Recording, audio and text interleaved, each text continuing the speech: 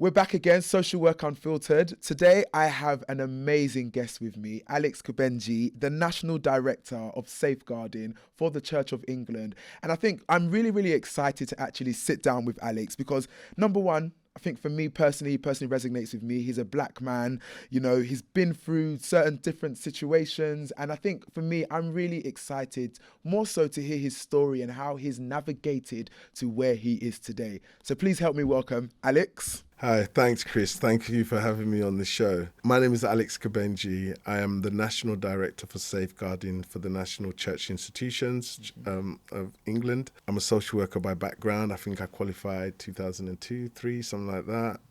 I've worked in every part of the system. Haven't been a ladder though, but I've worked in every part of the system. I'm a dad. I've got 5 beautiful children. I've got a beautiful granddaughter, only 3 months old, and I've got a loving and beautiful wife. And I've got brothers and sisters and an 85-year-old mum. I'm from South London, dirty old South, as they say. Love it. Yeah, Lambeth boy through and through. Yeah, and I'm just here to have a conversation, keep it 100, unfiltered, I guess. You've been in social work or in the profession for a very long time. I mean, personally, I've seen you, you know, I always say, and I think I was saying to you earlier that having a black man to look up to and think, wow, he's gone before me, and look at the strides that he's making, look at the impact that he's having, you know. I know you've had, you know, a numerous roles in terms of directorship and just that leadership capacity. What is it like being a black male leader within the social work space? Hard. It's very, very hard. So if you think about it from kind of this perspective, so I don't look like your normal leader. So number one, I'm black. Number two, some of the black leaders that I know that are male, they don't have dreadlocks. You know, not that I'm a Rasta or anything, it's a style, I like it, it's part of my identity. I think the other bit around it is when you go into leadership meetings, it's very, very obvious that you are the only black person in that space. And in my current role, I didn't go to Eton, I didn't go to Cambridge. To me, sometimes I don't even speak well. I am who I am. And it's difficult because you're constantly horizon scanning in your head. Am I saying the right thing? Am I coming across? Can they understand what I'm saying? What perception am I kind of portraying across? And you're also kind of conscious that there's a lot of staff looking up to you to some extent, because I'll give you an example. I remember being in an office somewhere and there was a young black boy who was in the office. I think we're trying to find him a placement or something, and someone said, "Oh, Alex, come over and meet this young man." So I've come over, I've met him, we've had a conversation, I've kept it 120, I've not tried to, you know, I've just been me. You Not know, diluted anything. Nothing, Yeah. just kept it real. And I walked away. Then the next day, the social worker came to me and said, the young person could not believe that you would have a black person in such a senior role, and for them there's something for them to aspire to, because there's so many similarities with me and a lot of young people, especially this young black man. We both grew up in South London. We both grew up on estate, both of us single parents. I think his father may have had mental health issues and drug issues. My father had was an alcoholic. And I think we were both the oldest children as well. So there was a lot of, he wasn't doing well at school.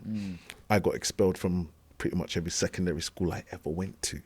So there was just a natural connection. And when we were talking, I could identify with the struggle. So it wasn't as if like I'm reading out of a textbook or I've come from Sunnyleaf Surrey or somewhere. You know, it's real. I'm keeping it 120 with this young man. And that's when I felt blessed when the social worker said that even weeks after, the young man was still saying, I want to be like that guy.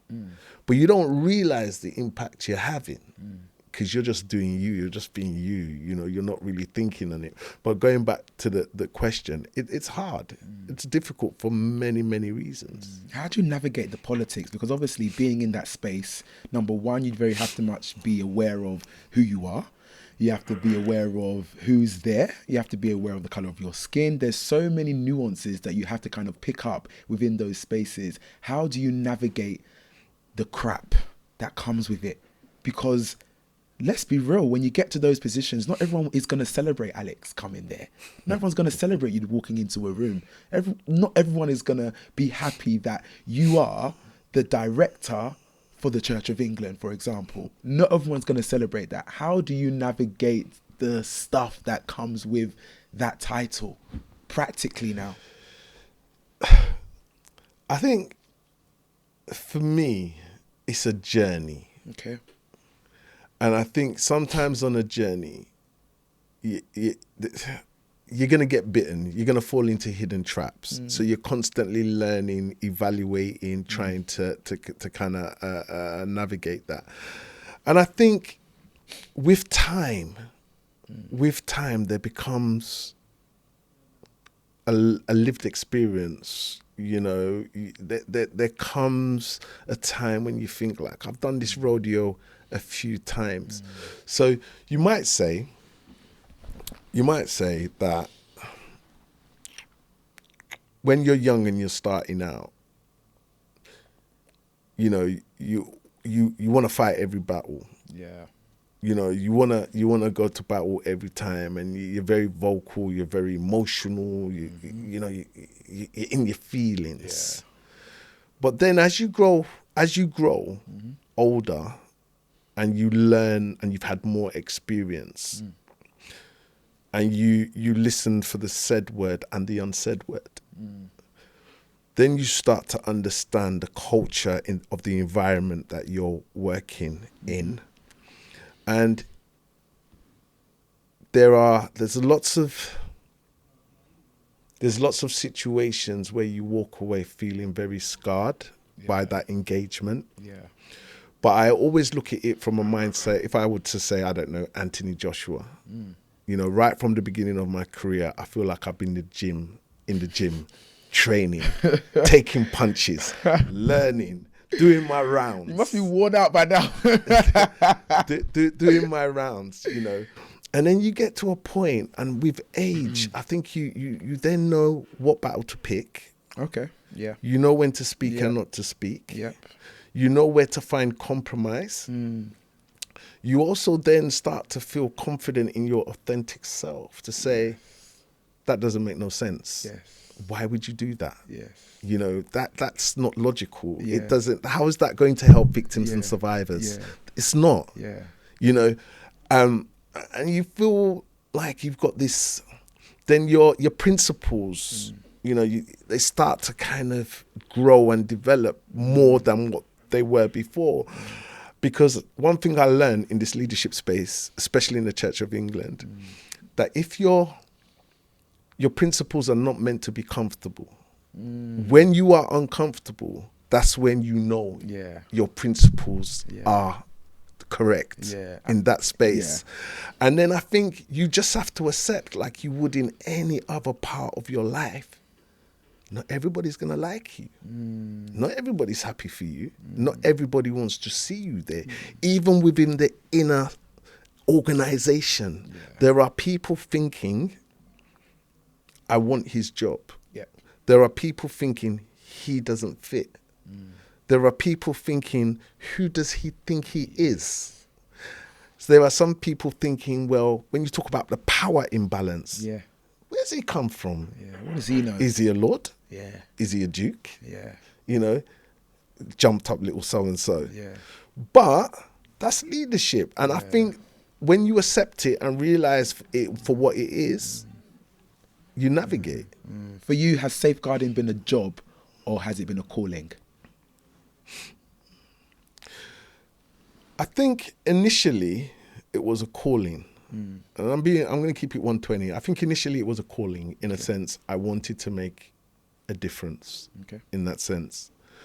But I think in certain parts, it feels like a job rather than a calling.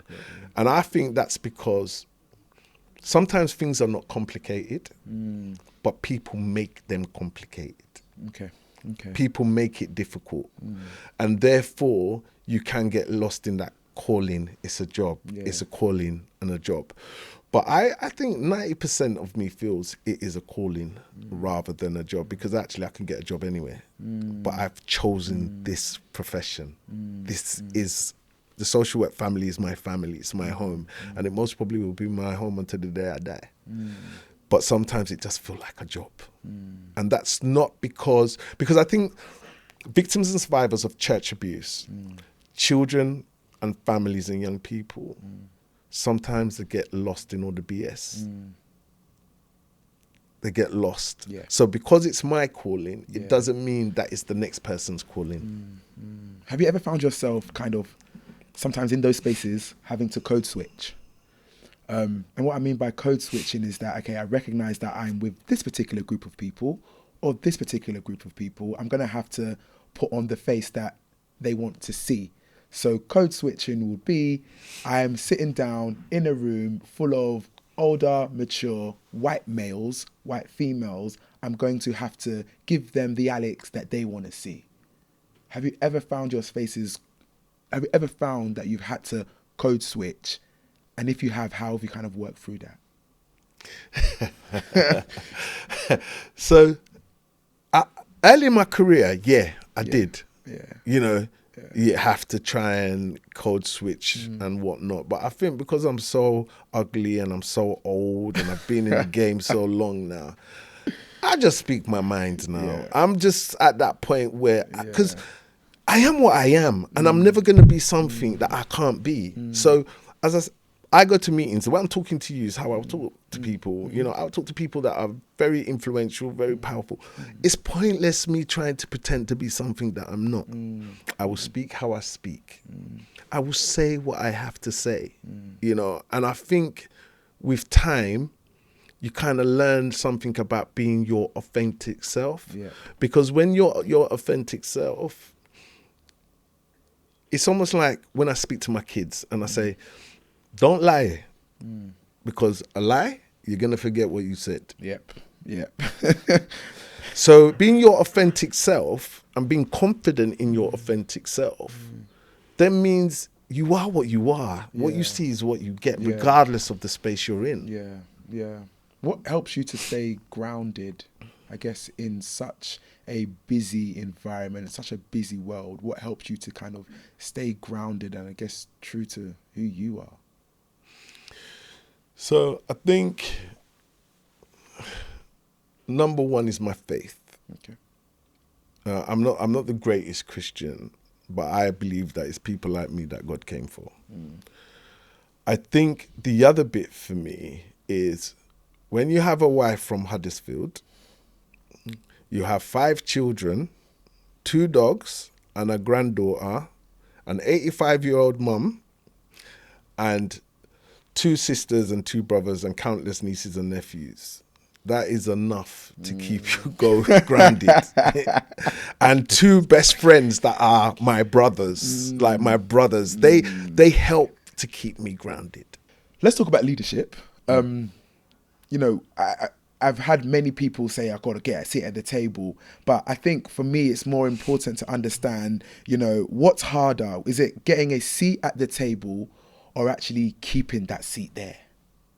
Wow, that's a good question. I think it's harder keeping your seat at the table because senior leadership politics in some organizations is foul. It's foul.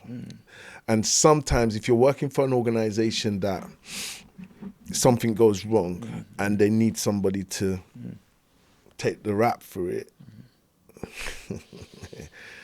what more can I say? Yeah. So I think getting to the table is difficult, but I think staying at the table is harder. Because you don't want to be, see, nobody wants to be there because of the color of their skin. Nobody wants to be there just to be a token member. Yeah. You want to be there because, number one, you've earned your right to be there. You know, you want to be there because you deserve there, and you're bringing something to the table that is different. And you got to remember that as well. In a local authority context, in a church context, whatever context you want to look at it, unless you are the top guy, there's always going to be changes, restructures, new people coming in. And if your vision does not align with somebody else's vision, potentially, you're not going to be there, are you? I guess in your leadership capacity, you know, when we're thinking about social work, and I'm sure, you know, along your journey, you've seen many different reforms, you've seen many different changes, you've seen this being introduced, that being introduced. What do you think of the profession as it stands at the moment? What are your views on the social work profession now? It's not the profession that I joined many years ago. To be honest, I don't know how social workers and their leaders do it day in and day out, because the amount of paperwork they have to do, the amount of cuts from central government, the complexity in what is happening in our communities, you know, the fact that we're having to place children miles and miles away from areas that they know, the fact that a placement can cost so much, you know, the fact that, you know, I don't think in local authorities we have enough children and young people who we're their parents. I don't think that we give them enough opportunities within the family business to be able to flourish and grow. And I feel like when I used to say to social workers, would you leave your child, your nephew, your godchild in that house? And they say, well, not really. And I'm like, so why is it good enough for the child that we are parents for? Yeah. You know, and I feel like it's tough for social workers out there. It's tough for the leaders as well, you know. They want to do the right thing. And I think this thing about how we manage risk and does every child need to come into care? Yeah. You know, do we need to be more innovation? I don't think it's the profession that I originally came into. I think there are more barriers that don't enable social workers and their leaders to spend more time with children and young people. And it seems about numbers, it seems about stats, you know, it seems, I don't know. I worry every day for social workers, family support workers, for admin colleagues. I worry for service managers, heads of service, team managers, ATMs, DCSs, directors of ADs, directors of social care. I worry for everybody, you know, but more importantly, I worry for the children, the young people and their families. And I don't think it's quite right. Yeah. I mean, I was reading, you know, the other day I was reading about community care, and I think the chief social worker at the time in 2021 said that we've actually taken a large number of children into care that didn't need to be taken into care, and broken, I guess, many families, many homes. As a newly qualified social worker, or even a social worker in general, or someone in the profession in general, hearing that, like, what does that do to you? Like, what does that do? What does that do to one, you know, not even necessarily their mental health, but just hearing the stats that, you know, social services have taken many children into care that didn't actually need to be taken into care. I think it's a really difficult one, because I think to each child and family, their circumstance is unique. But I would be very worried if people were taking children into care because it was more around fear. Because if it's about fear that, oh my God, if something happens, then if something happens, then, you know, that could be the end of my career and all that kind of stuff. Then there's something wrong with the culture and the organization, because you see courts. I'm going to digress a little bit, but it's the same point in a way. You see courts that say, well, I'm going to place a child at home and I'm going to put an interim care order in place. And you kind of think, why? That was my bugbear. Why? Because have you done it because this risk thing? Because we've got to remember that the nervousness from up there, it trickles down into the system, and ultimately the brunt of that nervousness, anxiety rests on the social worker, right? So you kind of think that interim care order at home, well, even if we went to visit and we spent 2 hours, right? What's going to happen for the other 22 hours of the day? You're not there. So there's something not quite right with the system. And I know there are some local authorities out there that on a daily basis, they're constantly assessing risk. So I think there's more work to do in that area. What's the bravest decision you've ever had to make? The bravest decision I've ever had to make.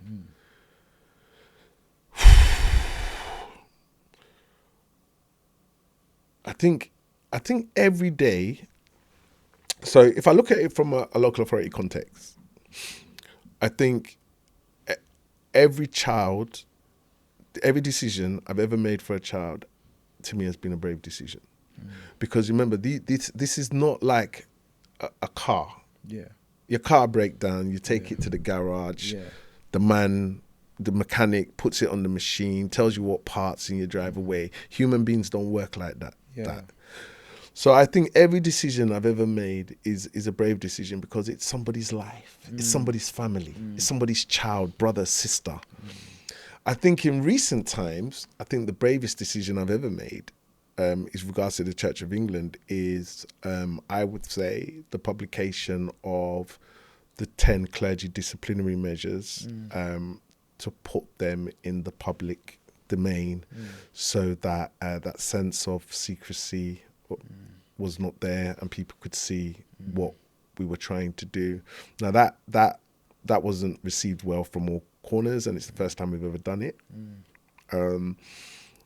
So I think that was a brave decision, but I think, as I said, it's about your principles. When you're uncomfortable, that's when you know you're doing the right thing, because it's about the principles. Because I felt it needed to be transparent. The church is a very old organization. It's an organization that's hundreds and hundreds of years old. Has a particular way of doing things. So I think that was a bit of a shock to the system by doing that. And I think it was a brave thing. Okay, I think it's really important that we kind of delve really into the questions that we have. You know, people have been asking about the Church of England and the church, that I guess the role that safeguarding plays within the church. Someone's asked here, said, is it possible for the church to truly be a safe space when the very structures of power it operates within protect abusers and silence victims? That's a really good question. So I don't think any organization will be 110% safe. I just don't think it will be, because of what I said earlier. People, you can never really anticipate what people do. I think the thing for us now is, how do we make sure that we make it as difficult as we possibly can for people to be abused. I think the church itself really only started, in my mind, taking safeguarding really, really serious in 2016, 17, 18 even. I feel that victims and survivors have experienced harm, and there has been cover-ups. So I'd be a hypocrite to sit here and say that that didn't happen. I think now, though, I think the church is a very different place than it was 10 years ago. I think the systems, the process, the training, remember, the church is most probably the other than Parliament, is the only other body that can make law. So General Synod, lots of new codes have gone in. Since I've been in post, I think we've taken 5 new codes to tighten up safeguarding. I think the culture is starting to shift. And the unique audits that we've done is starting to show that actually there is some good practice out there, you know. But we are still in a position where there is this power imbalance. And the best way for us to try and address it is to challenge, is to train, and to try to the best of our abilities to hold people to account. So I think the future is brighter, and I don't necessarily think the church is as bad as it was.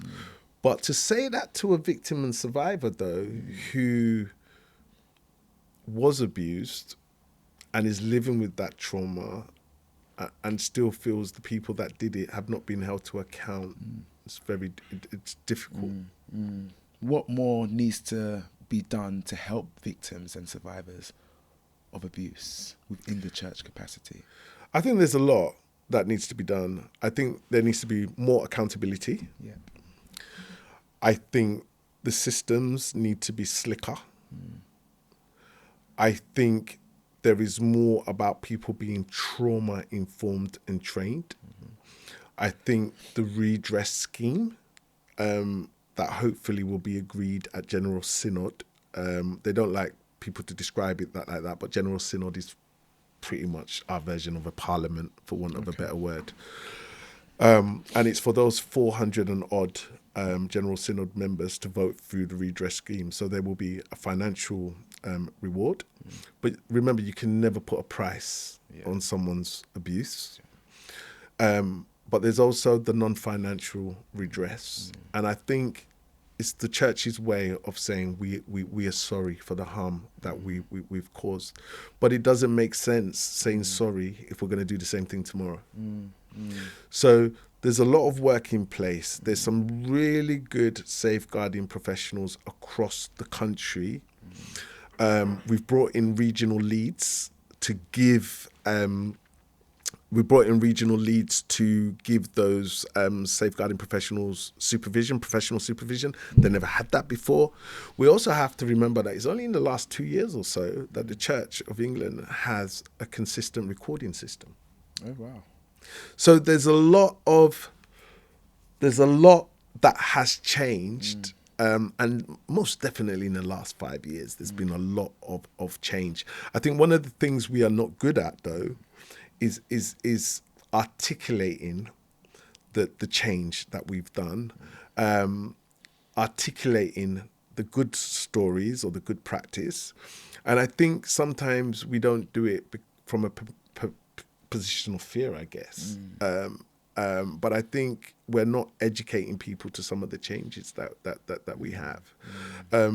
But victims and survivors, as I said earlier, I've met some of them. As I said, my wife would say, this man doesn't have a heart, but I've cried. Because if you think of it from a social work context, it's almost like, the only way I can kind of describe it is that we as social workers, young people, children have been neglected or abused. Fast forward 20 years, 30, 40 years, you now see them as adults. And that abuse and harm is still very much in the forefront, and they haven't had the support or the acknowledgement that they were harmed. Do you see what I mean? So therefore, it's heartbreaking, because I start now to think of young people that I worked with in a local authority context that were abused by their parents or their mothers or their uncles, brothers, neighbors. And I started to think, where are they now? Yeah. Yeah. I hope they're all right, sort of thing. Yeah. It's hard. Yeah. I mean, we do hear a lot of stories about, victims and survivors who have been, survivors of abuse within the church setting. I'm just wondering, is there a rigorous process that we able to kind of look at these people that are in these positions? Is there a rigorous process that checks, hold on a minute, this person's safe enough to work with a child, or this person isn't? Because I've sat down with a number, of people that have had that church, I guess, experience or church experience of, being abused, I guess, by a leader or being abused by someone that they trusted.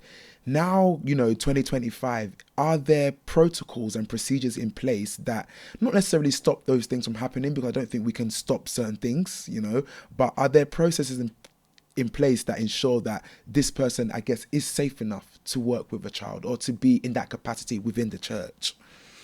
So the answer is yes. So we do have a safer recruitment policy that is a national one. So we do have that in place. With regards to safeguarding roles, when we're appointing, I guess, designated safeguarding officers across the diocese, the national safeguarding team or a member of the national safeguarding team should be, and 9 times out of 10 are on those panels to make sure we're doing that. There's a lot more due diligence, a lot more checks being done around that. But like you say, it's not always every abuse that someone does that is necessarily on their DBS. Yeah.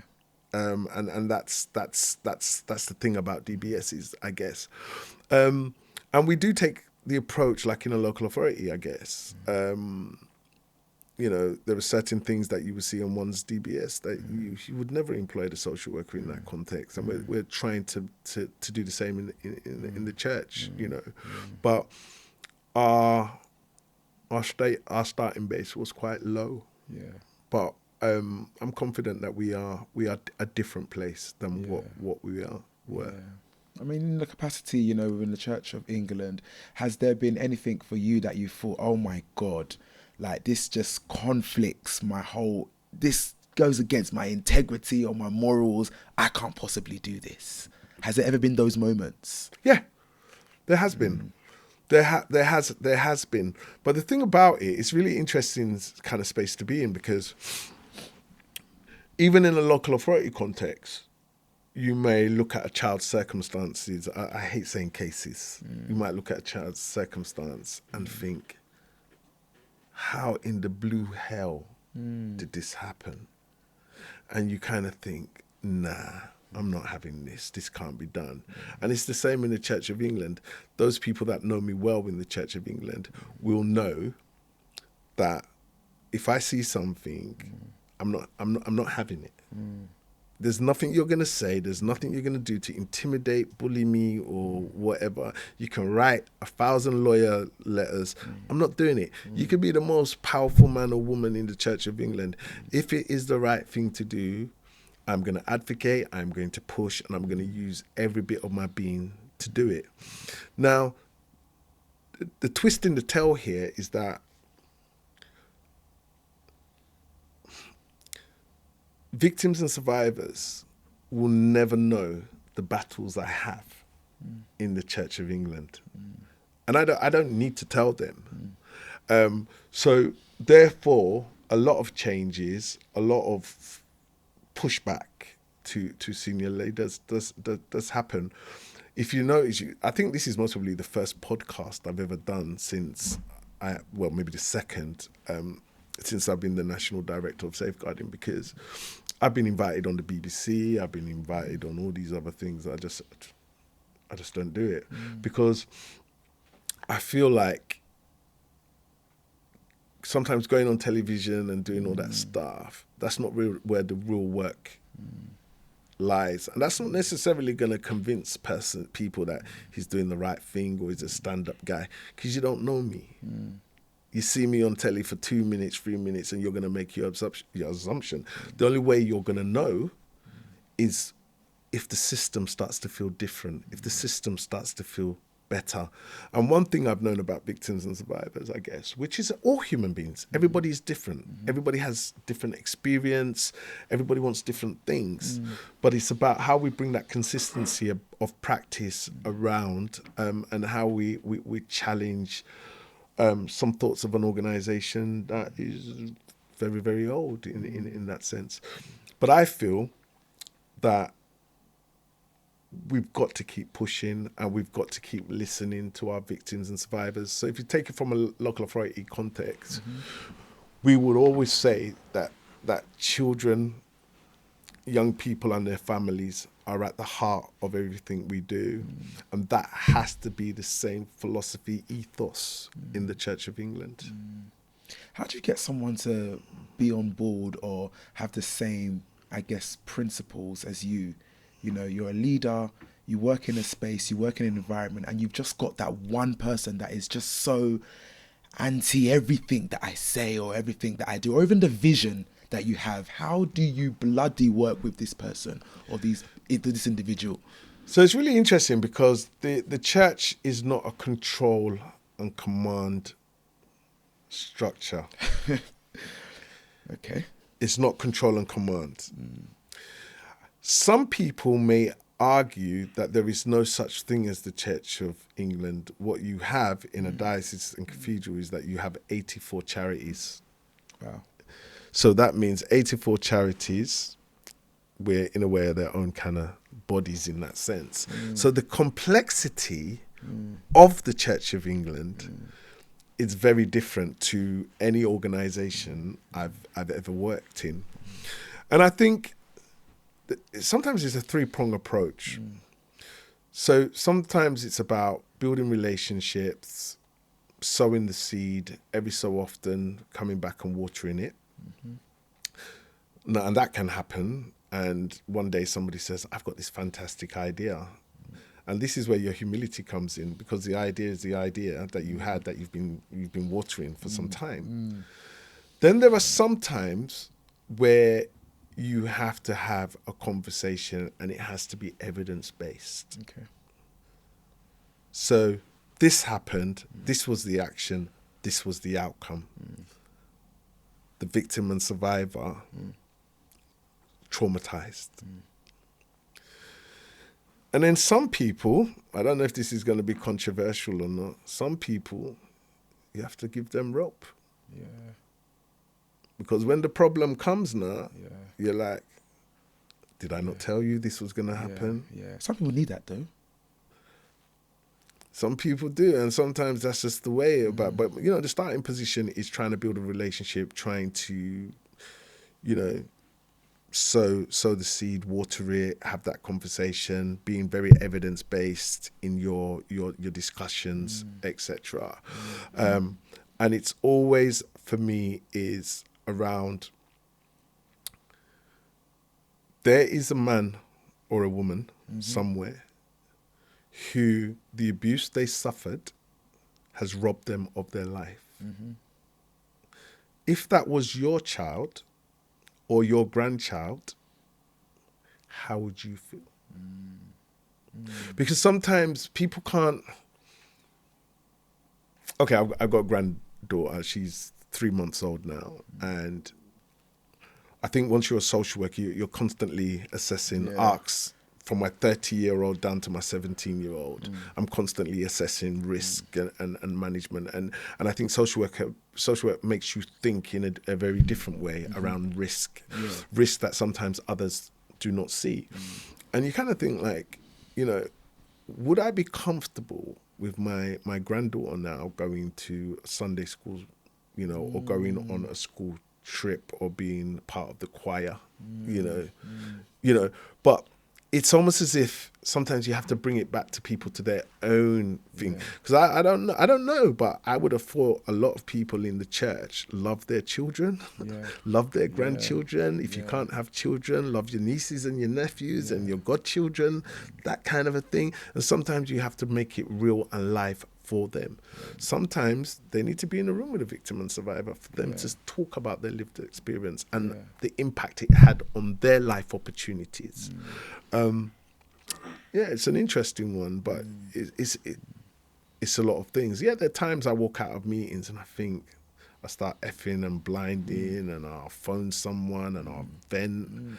But you pick yourself up because you're not here for you. You're here to serve.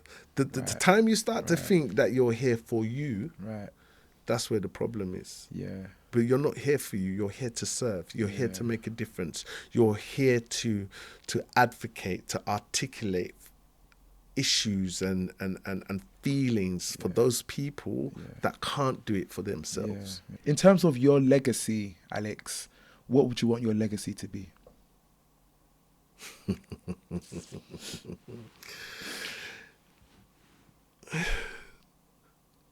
you know what? That's a really provoking question, because I've never really thought of a legacy. You know, I would want. It depends on how we look at it. So, if we're looking at a perspective of diversity, I would want people to know that there are people like myself out there that even when they said he can't do it, he has to cut off his dreadlocks, he has to shave his beard, he has to talk in a particular way, act in a particular way. I would like people to know that he broke that ceiling, he smashed it, he did it, and there are others that did it. So I would want that to be a legacy, as in as much as you can do it. It's not easy, but it can be done. You know, I think if we're talking in the world of victims and survivors, I would want a legacy as in, maybe I didn't like that guy. I thought he was a this, he was a that, or whatever it is. But you know what? He was fair. And he listened and he tried and he put some systems in place for the next person or whoever to build upon. I think my other legacy that I think I'd like to leave is for people to know that it was always about serving others. It was always about serving, whether you were the security guard, whether you were the cleaner, whether you were the leader of the council, whether you were a victim, a survivor, a child, a young person, a parent, it was always about serving. Because as I said before, once you make it about your own internal aspirations and ambitions, and you buy into the nasty politics, you then change and become a different creature, or human being, for want of a better word. And that's not me. And I'd like it to be seen he's a humble guy. He didn't have to be this. You see it in leadership spaces where you see the good, the bad, the ugly, the crazy. If anything, man, let them say he was the good, you know. So I think those are the things that I would want to be remembered for, you know. If the 25-year-old Alex could look at him now, what would he say? I would say, if I looked back, I would say, be braver. Okay. Why? Because I think there were times, it wasn't until, sometimes in life there are particular moments in time. So all my life I have been told that I'll either be in prison, I'll have 10, 15 baby mothers, I won't amount to nothing. And when you're hearing that a lot, it starts to impact on your psychological thing, because Pam Rowe, as I said, one day said to me, "You are enough." You know, I've been in a building now. I remember the building. Through the wall I could hear my manager saying to other managers, who does he think he is? He's too arrogant. Why am I arrogant? Because I want to know how I'm going to progress. I've got a plan in my head. I want to progress because I feel the higher I progress, the more I'll be able to navigate and feed into a system for the better good. So I would say be braver in that sense, to challenge the norms, I guess, a bit more. I think the other bit for me, I'd be like, know that you're not supposed to be the smartest guy in the room. You're not supposed to be. And I feel like in leadership space, on my journey, there are some managers or leaders that I've met that they have to have the last say. They have to be the ones to be seen, to know all the answers and all that. That's not me. And I would have said that to myself earlier in my journey, to say, you know what? It's just like the Avengers.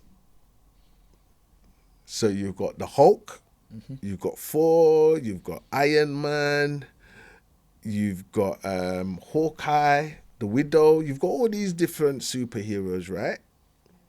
Can they all do the same thing? They can't. So know your place within the system and know what you bring, and let other people bring the rest. Because that's what team means, right? Let other people flourish and grow is what I would say to a younger me. And there's no such thing as can't. Okay. And those would be the things I would say to a younger me. Well, this has been a great conversation, Alex. Thank you. I've loved hearing your insights. I've loved hearing your wisdom. So I'm grateful for this. Do you have any kind of final thoughts or any closing summaries from your perspective? Yeah, I think from my perspective is be your authentic self. Don't let people tell you can't do something. If you are stuck in between a rock and a hard place, in a sense, you're not quite sure what you want to do next, sort of thing, seek out support. Build up your network. Build up your network and talk to people. And lastly, keep fighting the good fight. It's hard. It's difficult. There will be days where you wake up and you feel, I don't want to do this. But remember why you got into it. Remember the children, the young people, the vulnerable, the people that you came in to advocate and make a decision for. And my last point would be, if your gut is telling you that an organization is not right for you, 99.9% of the time, your gut is right. Move on. There are other places. There are other local authorities. There are charities. I didn't know I would ever go into a charity. If you said that to me, I would have said, me? Nah, never. But there's a different world out there. Try new things. Well, thank you very much, Alex. Thank you. I appreciate that. Thank you.